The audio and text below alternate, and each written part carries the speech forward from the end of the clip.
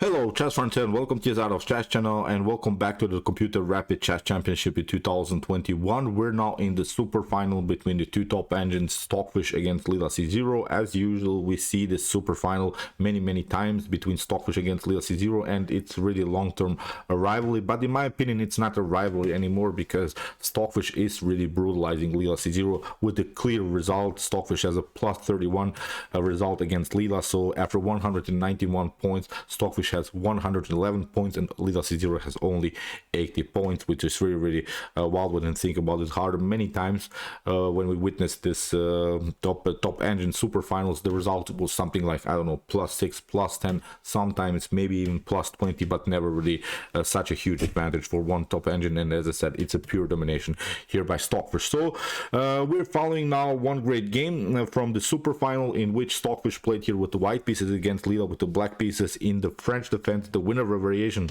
Don't be worried so much. Many times you see this Winawer Variation is going into a more positional struggle, more into a positional battle, but I believe, I promise you, in this particular game you witness really some brutal tactics. Although this Winawer Variation is seemingly a static position, but you know, when Stockfish plays the game, Stockfish always finds good opportunities and makes the position simply explode. So let's check out now the game. Here Stockfish opened with the move d4. Lc0 is responsible to e6, the French e4 d5. So far normal stuff. Of course, we have knight to c3, and now after move bishop to b4 we have reached now the Winawer position. And many times you see maybe this move knight to e2. In my opinion, it's not so good. D takes e4 will happen. It leads now into a complicated line. This is maybe for many sharp attackers if you want to maybe study something else and in order to beat the Winawer Variation. But here the most important move in my opinion is the move e5, the so-called advanced variation of the Winawer French defense. Now if we move e5, what we have gained at least is of course a space advantage now in the center of the board, and we have also taken a natural square for the knight on f6. The knight would love of course to come on f6 and then control further the e4 square, because black could use maybe this temporary pin on by the bishop on the knight. So that's why e5 we gained some spaces. Of course the pin is still present, so that's why here black many times, like Lila is of course doing also in this particular game, simply pushes the pawn on c5 and tries now to create really dynamics on the queen side. So the main line is again the move a3, bishop takes c3, b takes c3, and okay, white has now the bishop pair, black has not a bishop pair in the continuation of the game, but the pawn structure in the center is static. So the knights love of course this static position, because the knights, although is a blocked out position, will always find maybe some ways to jump onto some squares, because bishops are different pieces of course, because they don't like blocked pawn structures, because if you put your bishop here on f4, if you put your bishop on e3, then basically your pawns are standing in your own way. So that's why maybe, as I said, black has lost the bishop pair in the beginning, but it's not such a bad position here for the knight. So here in the continuation, after b takes c3, we have queen to c7. We have now the classical system of the Winawer Variation of the French defense. Really long names these openings have, of course. Queen to c7 follows now most of the time with the move queen to g4, and the pre-arranged line was now the move f5. I see many games in the database here. For instance, there is a game Sergei Karyakin, Václav Ivanchuk. We have Garry Kasparov against Nigel Short. So really wild dynamic game. After move f5, of course, we can notice we have now the connection finally between the queen and the pawn on g7. So the queen has to react, and here in the continuation, Stockfish played down the move queen to h5. The idea is clear. Here we want to provoke further weaknesses. After move g6, we have queen to d1, and now we have h6. Now, because black gave up the dark square bishop, black has to now struggle now for the dark squares in the continuation of the game. You have to now battle for the squares, and actually this h6 move shows also some other ideas here for black, because it's obviously that black is not going to castle on the king side anymore. That's, I think, the main issue. Even staying with the king in the center would be a possibility, at least for a while, because as we said, the pawn structure in the center is simply blocked out, so there's not a good way that the center will explode. So that's why you can stay a little bit longer here with the king in the center. Even white can stay a little bit longer in the center, because it's not so easy to attack the king in the center position with such a blocked pawn structure in the center. So that's why here with the move h6, black is not so much worried, I think, here in the continuation of the game to be attacked here on the king side, because even if white tries some wild attacks on the king side, we will simply castle out of the attack, will simply castle queenside or will stay simply with the king in the center. So as I said, h6 so far a normal move here by Lc0. So a4, here Stockfish creates of course a space advantage, because maybe in long terms black could maybe try here the move c4, but not immediately. This c4 move would be perfectly fine if you would have already played the move b5 and then maybe already the move a5. Then of course we could break and enter with the move b4. But so far with this move a4, Stockfish is announcing that Stockfish will paralyze a little bit further the queenside, and it's not allowing here some pawn chains that black can build. So that's why this obviously good move c4 is not an option so far for black. So that's why you could never really support the pawn further with move a6 b5. So here in the continuation, knight to e7, we have now h4. Really wild setup here by Stockfish, but this is not a surprise, I think, because when you have the bishop pair on the board, you want to open the position somewhere. So far, as I said, and as we said of course in the beginning, in the center we cannot open the position. So maybe we're searching here at least some opportunities on the queen side. Maybe we're searching also for some opportunities on the king side. So here knight from b to c6, we have knight to e2, and now queen to a5, of course attacking here this weakness on c3. Now the positional threat is of course the move c takes d4. So that's why bishop to d2, the play by Stockfish, pardon me. Here if you take, of course, then of course c takes d4 comes with the discovered attack, and white is gaining simply a new tempo. So after move bishop to d2, we have bishop to d7. So as promised, black is announcing that maybe it's time now to secure the king on the queen side, because if you castle queenside kingside, pardon me, then you, first of all, your h6 is weak. Even if you improve the weakness with h5, then this bishop becomes stronger, then you get the bishop probably on g5, on f6. So it's, I think, a position that you have to resign if you castle on the king side. You're running simply into the attack of white. So that's why here after move bishop to d7, queen to c1, and now queenside castling here by Lc0. And now a brilliant and wild move by Stockfish. Stockfish castles where on d1. So really wild stuff, because king to d1 is possible, as I said in the beginning, because the pawn structure is so blocked in the center. It's not so easy for black to open now the center and attack the king. And actually, as I also said in the beginning, black is not trying here to keep the game dynamic. As we said, Stockfish would love to have an open game, but Lc0 from black's perspective is trying to get the position as close as possible, because we have the knights on the board. So that's why it's not going to happen that Stockfish will get challenged in the center, because if that happens, then of course the bishops are also perfect pieces. Then maybe this bishop comes into the game, this bishop comes into the game, so it would be an open position for the bishop here. So here in the continuation, g5, really brilliant idea also here by Lc0, because there is now a wild line. If you take h takes g5, this wasn't played in the game, but Lc0 played also a tricky move, h takes g5. Then you have to take, I think, here on the h file, rook to h8. And the problem is now, for instance, if you take, then you can face this one, rook to h1, very dangerous move. You lost simply the battle on the h file. And even if you try some ideas like knight to g3 to attack maybe the rook and protect the bishop, then you get really a brilliant tactic. Rook takes f1 is here a possibility. So this was really an analysis that I used with the Stockfish engine. I would not come with these ideas by myself. So here I've removed rook to f1, knight to f1, but you lose simply this important pawn. Now when the queen comes into the game, you see the whole pawn chain is falling apart.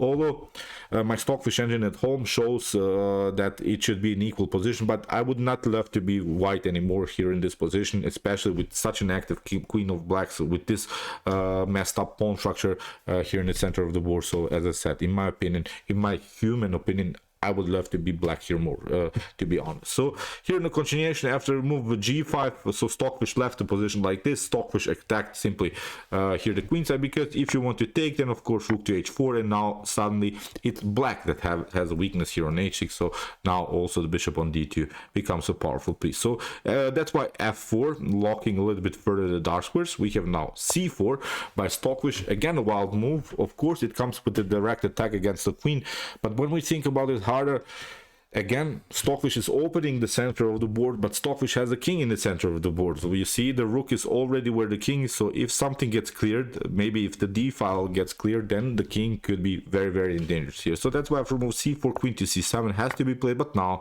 c takes d5, e takes d5, and now queen to c5. Okay, Stockfish gained the pawn, but the queen is a little bit weird there. Still, the king is on the weird square also on d1. So finally, now maybe black can also attack here white position on the king side. So here knight to f5, knight finds a really great square here. We have rook to a3, knight to g7, and now of course Lc0 is trying to get this square, knight to e6, where it controls of course the supported pass pawn. Whenever you have this position, whenever your opponent has a supported pass pawn, like we have a position like this here, so d4 e5, you see there's not an e pawn anymore in black's camp, so that's why you have to provide here a blockade. So that's why here with the move knight to e6, black can control the supported pass pawn, but black can also control here the center of the board. So the best piece that creates a blockade is of course a knight, because the knight can control then also some central square. So here after move knight to g7, we have now a5, pushing the pawn simply further. We have a king to b8, and now a6. We have bishop to f5. If we try b6, then we can simply retreat here to c3, or we can, I think, stay a little bit more active here on the queen side, because although this is now firm pawn structure, but with so many light square problems, with this dark square problems here, maybe if the bishop reaches the position on d6, this could be a very dangerous also position for black. So here in the continuation, bishop to f5 was played. We have now queen to c3, again by Stockfish. We have b6. We have reached now a similar position with a different mover, but as I said, the main issue is, I think, here now the weak square d6. It's supported by this very annoying pawn on e5. Now what Stockfish is trying to do is somehow to maneuver the bishop here on d6, and even if you maybe give up in one particular moment the knight for a bishop, if bishop to b4 happens, then you have to take of course knight to b4, then you have lost basically your best defender in front of the king. Now the knight is a perfect defensive piece.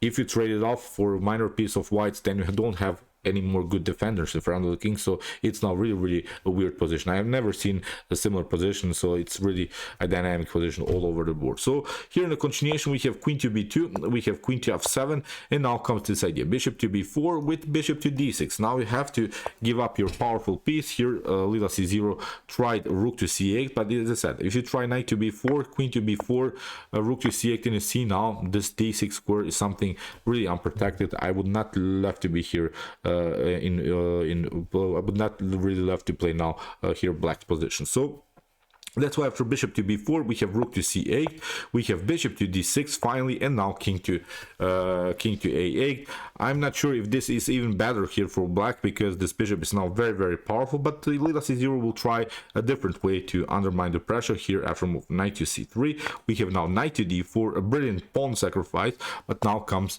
really a brilliant move again by Stockfish, knight to b5, sacrificing even here the pawn on c2, because if you try here queen to c2, then king to d2 happens, and it's not a problem, because even if you try something like this, knight to e6, simply you lose the knight. The problem is now, even if you take here with the rook, if you try here maybe rook to c2, then you get simply queen takes d4, and again you have problems. The problem is always this square c7, knight to c7 is also a very tricky move, so you cannot really take this pawn on c2 with such a beautiful tempo. So you could maybe try something like queen to h5, but again with f3, then maybe knight to c2 could be an option, but here comes the main issue here, the move knight to c7. So as I said, maybe you can gain one check, but nothing special, nothing dramatically changes, I think, in the position. This move knight to c7, as I said, is the main positional threat here. So after move knight to b5, Lc0 takes, knight takes b5, bishop to b5, and we have now a new problem in the position, because now the main threat is the move bishop to c6. If that happens, here it's almost checkmate.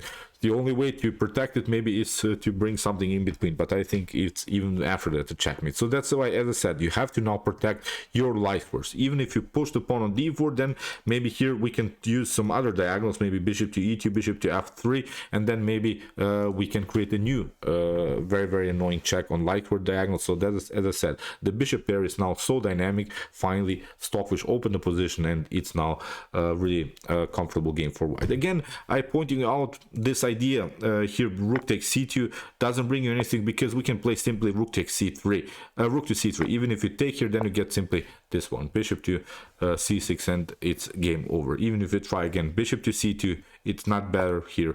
Again, this idea king to d2, d4 you can play, but now with rook to c1 this bishop is pinned, and it's again a bad position here for black. So here in the continuation, after bishop to b5, we have now d4 by Lc0. We have rook to d3. Look, this beautiful move here by Stockfish, because if you try here bishop takes d3, then you get bishop takes d3, and there's not a good way how to protect anymore now this long diagonal. Even if you try something like queen to d5, still I think f3 here, and after bishop to e4 I think you can resign the game. So really brilliant move, rook to d3 here by Stockfish, protecting now finally this weak square c2. So if you want to give up your light square bishop, do it, but if you do it, of course, then you will probably get checkmated with this beautiful bishop pair. So here in the continuation, rook to d8 was split. We have now h takes g5, h takes g5, and now rook to h6. Now Stockfish uses every space that Stockfish can get, because it was simply time now to include all of the pieces into the game. We can say, I think, really the queen is good, because the queen will get into the game very easily by queen to d4 or similar stuff. The bishops are perfect, of course, on the board. The rook is perfectly fine. We have seen that you cannot take the rook. So the only piece that needs improvement was this rook on the h file, and now it comes really wild into the game. Rook to h6 now is really a beautiful attacking move by Stockfish. So we have now g4, rook to f6, attacking the queen. We have queen to d5, and now queen to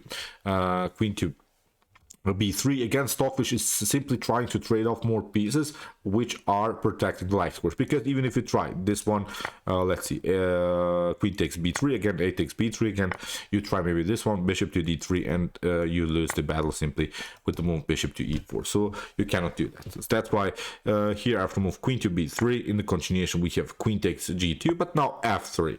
Brilliant defensive moves here by Stockfish. Stockfish is saying, okay, you have your fun with couple of checks, but not a problem with queen to c1. We have queen to e1, g takes f3 doesn't bring you anything, because you get simply queen to d5 and you get checkmated. I'm pointing with this idea out because whatever black does, keep in mind that white has always this checkmate threat on d5, or maybe with the bishop, maybe with the queen, but the light squares are the most important problems here for black. So after move king to c1, Lc0 tried a new check, not a problem, simply escapes here. We have rook takes d6, and now after e takes d6, Stockfish created here a really wild pass pawn. We have now queen to e5, f takes g4, again a brilliant move here by Stockfish. The flexion of the queen is not possible here, because if you try rook takes queen takes rook on f6, again you get this one, queen to d5, and you get checkmated here on g7, pardon me, b7, sorry.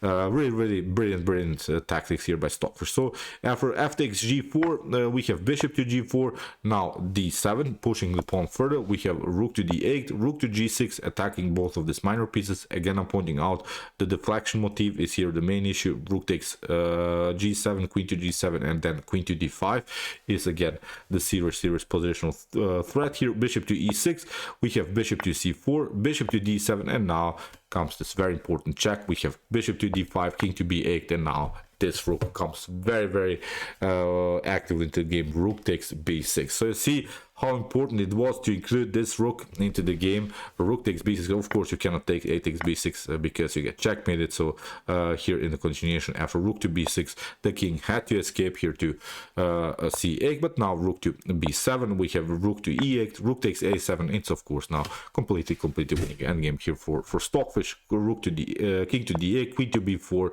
We have knight to e6, bishop takes e6, rook takes e6, and now rook to d4 is of course opening up now the d file, and the bishop will be taken. So here king to e8, rook takes d7, rook to h6, a7.